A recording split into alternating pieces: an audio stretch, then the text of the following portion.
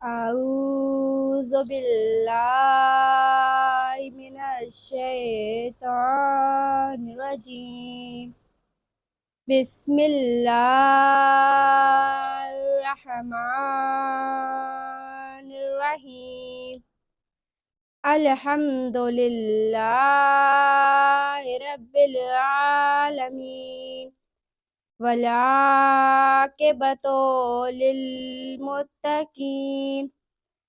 الصلاة والسلام وتحية والإكرام على سيدنا ومولانا ومولى الثقلين جد الحسن والحسين أبي القاسم محمد أما بعد فقد قال الله تبارك وتعالى بسم الله الرحمن الرحيم إنما يريد الله ليذهب عنكم الرجس على البيت ويطهركم تطهيرا.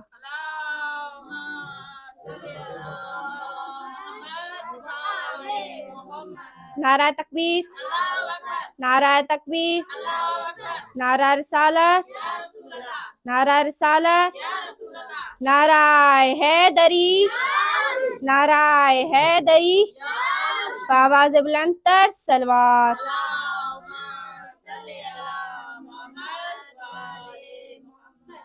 مومنات گرامی، جیسا کہ میں نے آپ کے سامنے اللہ رب العزت کے پاک کلام قرآن مجید میں سے ایک آیت کریمہ پڑھنے کا شرف حاصل کیا. اس آیت کو آیت تطہیر بھی کہا جاتا ہے. اس آیت کی تفسیر میں علماء کرام لکھتے ہیں ایک دن حضرت محمد مصطفیٰ صلی اللہ علیہ وآلہ وسلم حضرت بی بی فاطمہ زہرا سلام اللہ علیہا کے گھر تشریف لائے اور بی بی سے کہنے لگے بیٹی مجھے چادر دے دو. بی بی نے رسول خدا صلی اللہ علیہ وآلہ وسلم کو چادر دی. رسول خدا صلی اللہ علیہ وآلہ وسلم وہ چادر اوڑھ کر بیٹھ گئے. بی بی بیان فرماتی ہیں کچھ دیر کے بعد میرے بڑے بیٹے امام حسن مجتبیٰ تشریف لائیں اور مجھ سے کہنے لگے اماں جان آج مجھے میرے گھر میں نانا رسول اللہ کی خوشبو محسوس ہو رہی ہے. بی بی نے فرمایا آپ کے نانا رسول اللہ اور آپ کے نانا رسول اللہ اس چادر کے نیچے ہیں. امام حسن مجتبیٰ چادر کے پاس گئے، رسول اللہ کو سلام کیا اور فرمایا نانا جان کیا مجھے اجازت ہے میں بھی چادر کے نیچے آ جاؤں؟ رسول خدا صلی اللہ علیہ وآلہ وسلم نے فرمایا جی ہاں آپ کو اجازت ہے. امام حسن مجتبیٰ چادر کے نیچے چلے گئے. بی بی بیان فرماتی ہیں کچھ دیر کے بعد میرے چھوٹے بیٹے امام حسین علیہ السلام تشریف لائیں اور مجھ سے کہنے لگے اماں جان آج مجھے میرے گھر میں نانا رسول اللہ کی خوشبو محسوس ہو رہی ہے.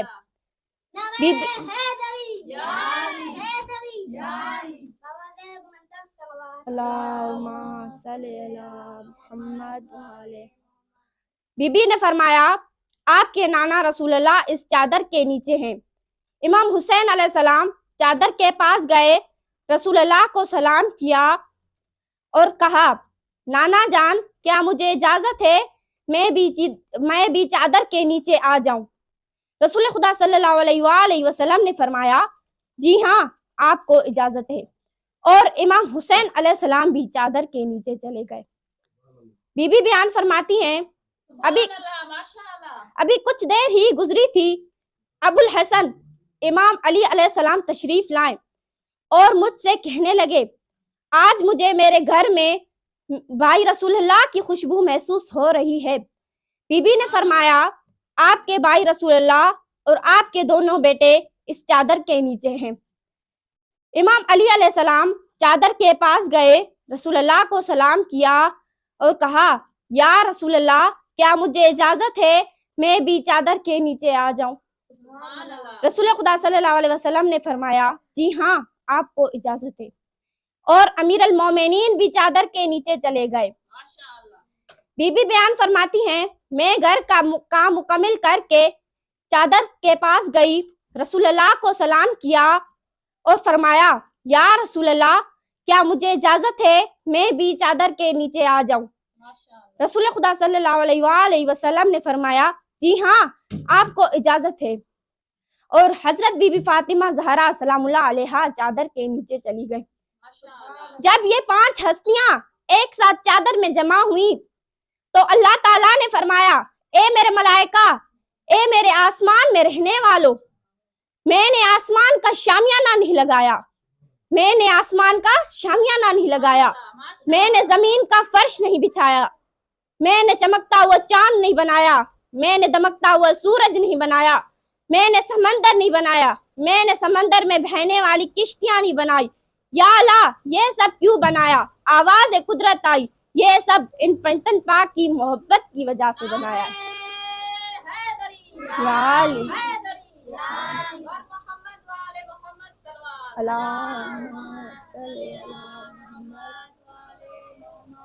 معلوم ہوا کہ یہ دنیا پنجتن پاک کی محبت کی وجہ سے بنی ہے، یہ کائنات پنجتن پاک کی محبت کی وجہ سے بنی ہے، یہ آسمان پنجتن پاک کی محبت کی وجہ سے بنائے، یہ زمین پنجتن پاک کی محبت کی وجہ سے بنائے۔ اسی وجہ سے اللہ تعالیٰ نے حدیث قدسی میں ارشاد فرمایا لولاک لما خلقت الافلاق، حبیب اگر آپ نہ ہوتے تو میں اس کائنات کو خلق نہ کرتا، حبیب اگر آپ نہ ہوتے تو میں اس کائنات کو خلق نہ کرتا۔ یہ کائنات محمد وآل محمد کی وجہ سے خلق ہوئی ہے، جنت بھی محمد وآل محمد کی وجہ سے خلق ہوئی ہے، جنت کے کھانے بھی محمد وآل محمد کی وجہ سے خلق ہوئے، جنت کے کپڑے بھی محمد وآل محمد کی وجہ سے خلق ہوئے ہیں۔ اسی وجہ سے رسول خدا صلی اللہ علیہ وسلم نے ارشاد فرمایا الحسن والحسین سیدہ شباب اہل الجنہ، حسن اور حسین جنت کے جوانوں کے سردار ہیں، حسن اور حسین جنت کے جوانوں کے سردار ہیں۔ وہ جب چاہتے ہیں جنت سے کھانے منگوا لیا کرتے ہیں، جب چاہتے ہیں جنت سے کپڑے منگوا لیا کرتے ہیں، جب چاہتے ہیں جنت سے میوے منگوا لیا کرتے ہیں۔ روایات میں ہے کہ ایک دن مدینے کے تمام بچوں کے پاس عید کے کپڑے تھے، لیکن امام حسن اور امام حسین کے پاس عید کے کپڑے نہیں تھے۔ دونوں شہزادے دوڑتے ہوئے حضرت بی بی فاطمہ زہرا سلام اللہ علیہا کے پاس آ کر کہنے لگے اماں جان مدینے کے تمام بچوں کے پاس عید کے کپڑے ہیں، لیکن ہمارے پاس عید کے کپڑے نہیں ہیں، ہمیں عید کے کپڑے چاہیے۔ بی بی نے فرمایا بچوں آپ کے کپڑے درزی کے پاس ہیں، آپ کے کپڑے درزی لائے گا۔ جب سیدہ نے یہ جملے کہے تو اللہ تعالیٰ نے حضرت جبرائیل سے کہا اے جبرائیل جا کے سیدہ کا دروازہ کھٹکھٹا۔ جب سیدہ کی کنیز فضہ تجھ سے پوچھے تو کون ہے تو یہ نہ کہنا میں فرشتہ ہوں، تو یہ نہ کہنا میں نبی ہوں، تو یہ نہ کہنا میں جبرائیل ہوں، بلکہ جب سیدہ کی کنیز تجھ سے پوچھے تو کون ہے تو کہنا انا خیاط الحسنین، میں حسنین کا درزی آیا ہوں۔ یا علی یا علی اللہم صلی علی محمد۔ معلوم ہوا کہ بی بی فاطمہ زہرا سلام اللہ علیہا ایسی عظیم ہستی ہے جن کے دروازے پر حضرت جبرائیل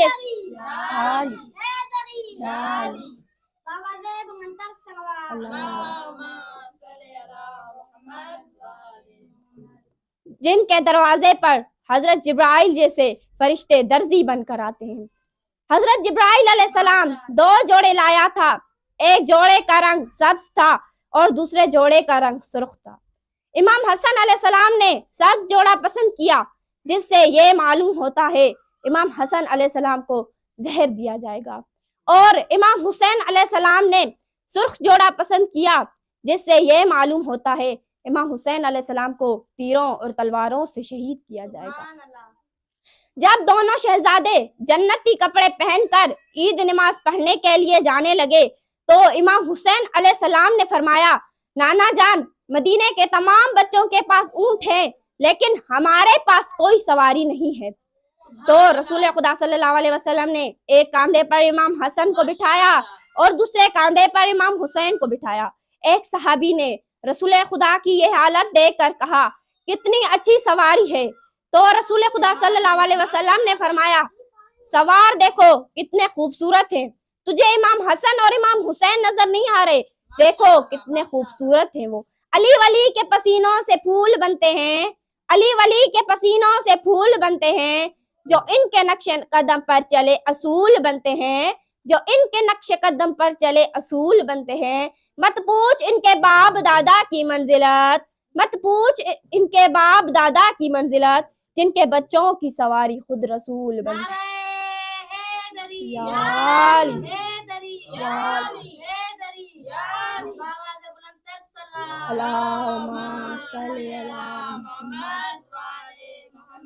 हसन और हुसैन की सवारी बनते हैं हमारे प्यारे नबी।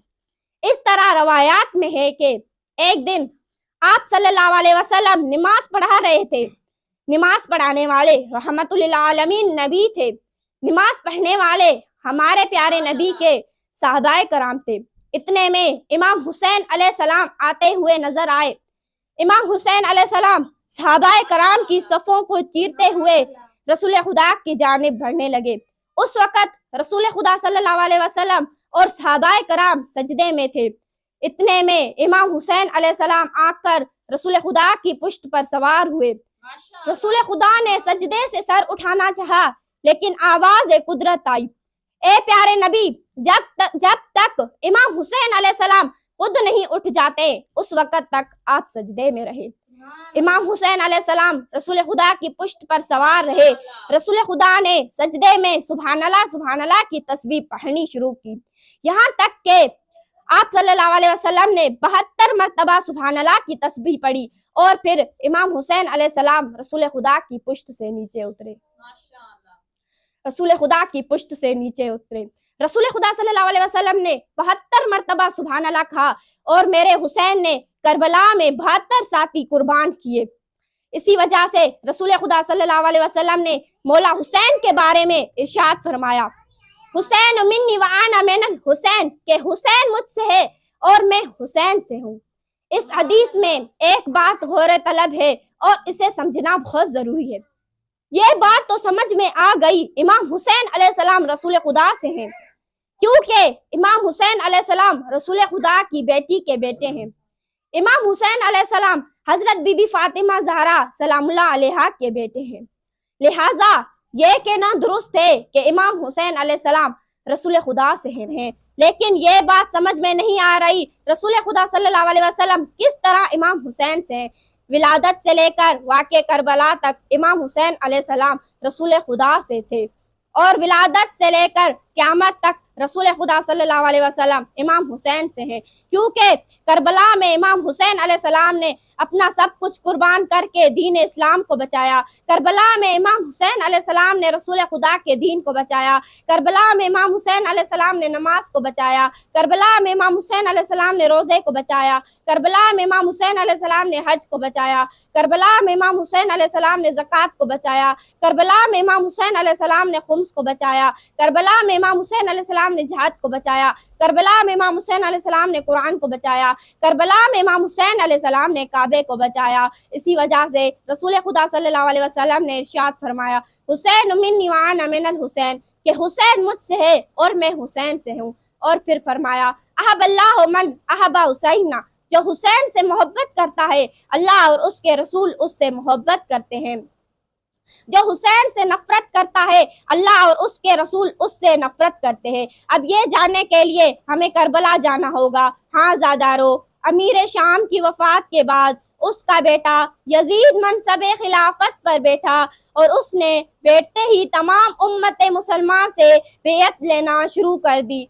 तमाम मुसलमानों ने यजीद की बेयत कर ली, लेकिन इमाम हुसैन अलैहिस्सलाम ने यजीद की बेयत ना की। यजीद ने मदीने के हाकिम वलीद बिन उतबा की तरफ खत लिखा कि जितना जल्दी हो सके हुसैन से मेरे लिए बेयत ले लो।